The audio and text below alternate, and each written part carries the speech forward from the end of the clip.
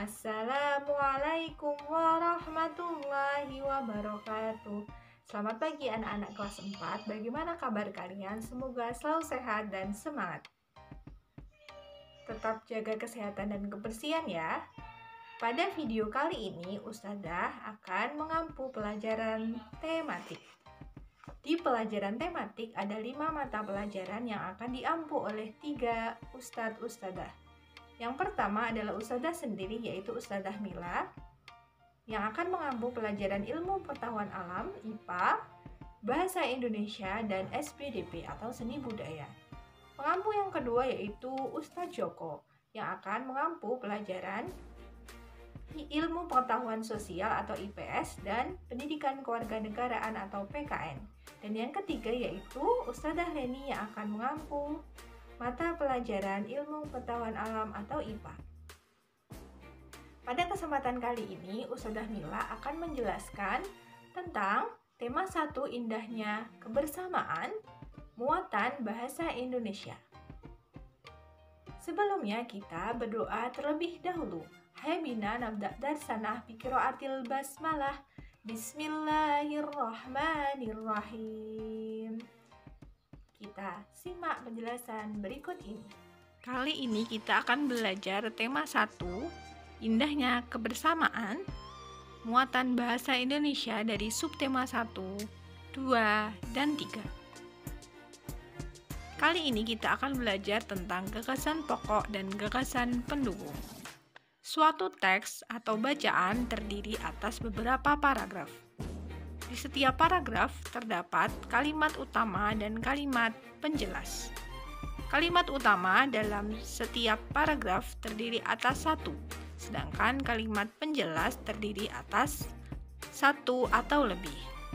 Kalimat utama biasanya terletak di bagian awal, akhir, atau awal dan akhir sebuah paragraf. Tetapi pada jenjang SD atau madrasah ibtidaiyah umumnya berada di bagian awal.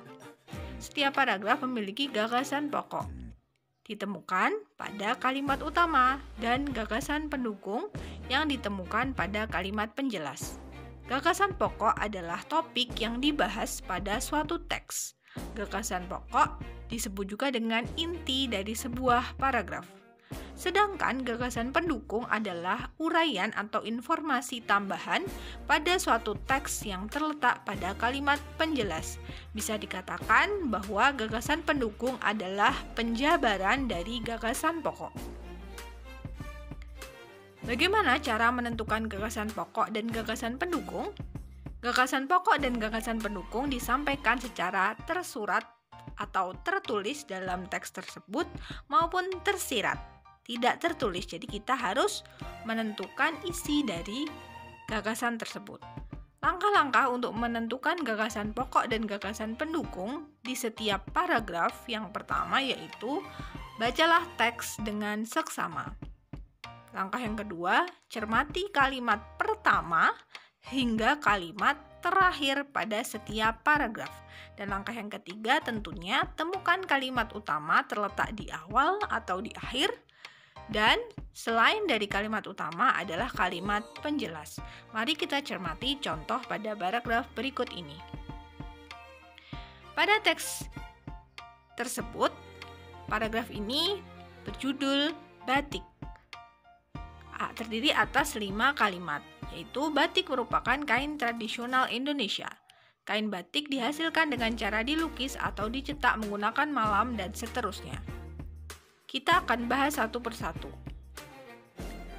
Yang pertama yaitu membaca dengan seksama. Setelah dibaca dengan seksama, maka kita harus mencari letak kalimat utama. Setelah kita cari dari kalimat ke-1 sampai kalimat ke-5, ternyata kalimat utama berada pada kalimat ke-1. Jadi kalimat kedua, kalimat ketiga, keempat, dan kelima merupakan kalimat penjelas. Ingat ya, gagasan pokok terdapat pada kalimat utama. Jadi terdapat pada kalimat ke-1, batik merupakan kain tradisional Indonesia. Jadi kita tarik kesimpulan bahwa gagasan pokok dari paragraf ini yaitu batik merupakan kain asli Indonesia. Sedangkan gagasan pendukung-pendukungnya yaitu cara membuat kain batik, tempat asal kain batik, dan persebaran kain batik. Mudah bukan? Gagasan pokok dan gagasan pendukung yang telah ditemukan dapat disajikan menjadi peta pikiran.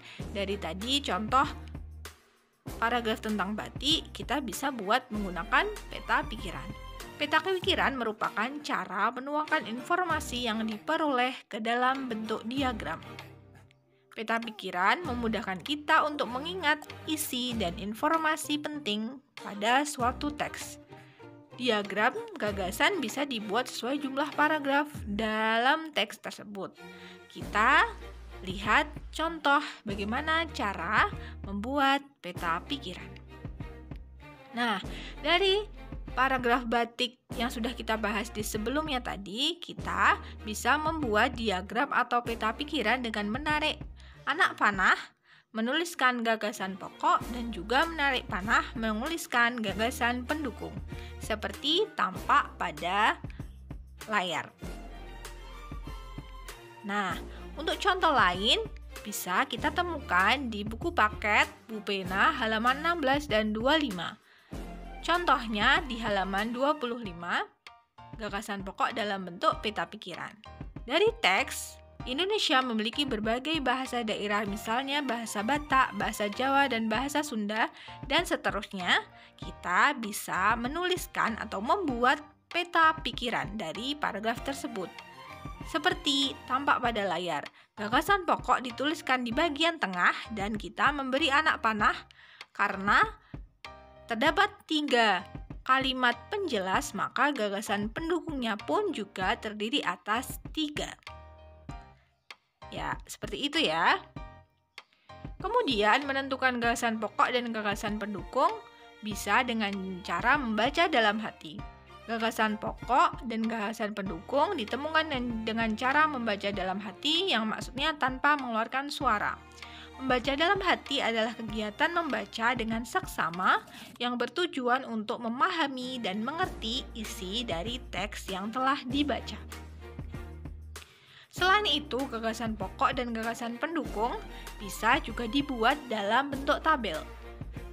Gagasan pokok dibuat dengan tabel, gagasan pendukung pun disajikan dengan tabel. Hal ini bertujuan agar lebih mudah memahami suatu teks. Kita perhatikan contoh berikut ini. Nah, dari dua paragraf pada teks yang berjudul Gelar Budaya di Sekolah, kita bisa buat tabel ya. Paragraf per-1, gagasan pokoknya yaitu keragaman di lingkungan sekolah. Paragraf 2, gagasan pokoknya adalah gelar budaya di sekolah Udin. Dan masing-masing gagasan pokok pasti memiliki gagasan pendukung yang lebih dari 1, yang merupakan penjabaran dari gagasan pokok. Yang kita lihat, seperti yang kita lihat pada tabel tersebut. Nah, dari peta pikiran yang telah kita buat, maka kita bisa membuat ringkasan. Ringkasan sendiri adalah penyajian singkat dari sebuah teks dengan tetap mempertahankan urutan isi teks. Jadi setelah kita membaca seksama, kemudian kita buat peta pikiran berisikan gagasan pokok dan gagasan penjelas, maka kita bisa membuat ringkasan dari peta pikiran tersebut. Ringkasan ini berisi uraian singkat tentang isi teks. Ringkasan pun ditulis berdasarkan peta pikiran yang berisi gagasan pokok dan gagasan pendukung dalam teks tersebut. Jadi langkah-langkahnya untuk membuat ringkasan teks dengan diagram atau peta pikiran yang sudah kita buat. Peta pikiran yang berisi gagasan pokok dan gagasan pendukung dapat dijadikan acuan untuk membuat ringkasan.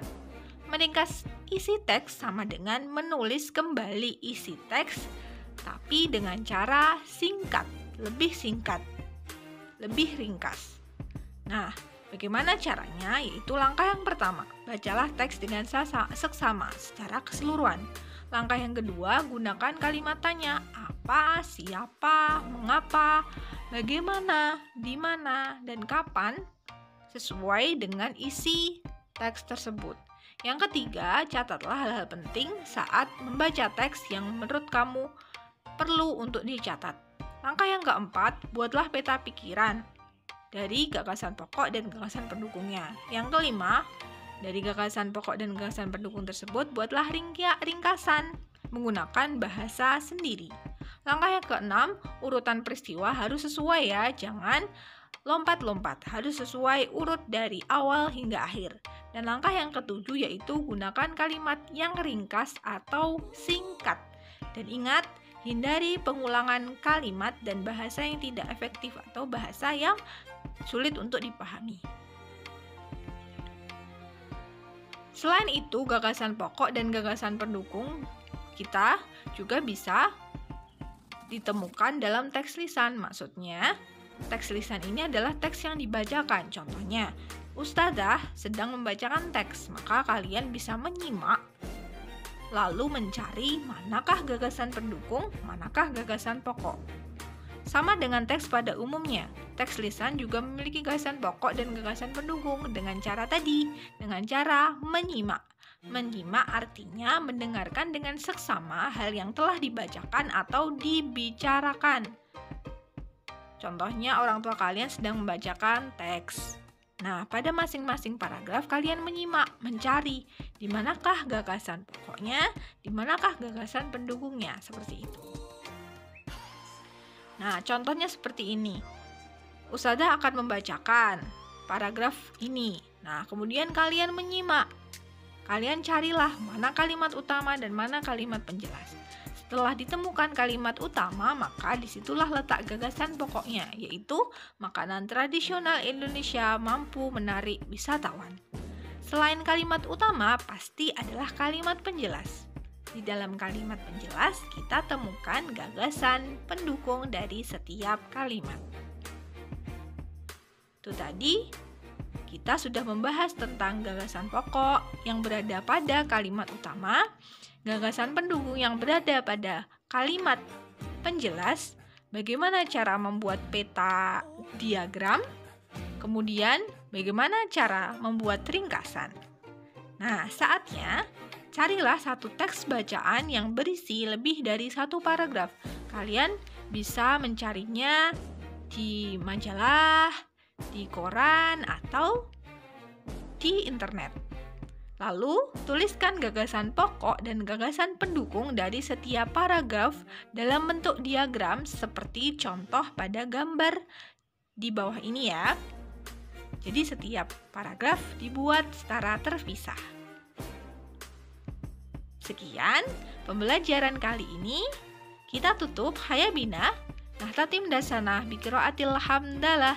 Alhamdulillahi Rabbil Alamin. Sekian. Wassalamualaikum warahmatullahi wabarakatuh.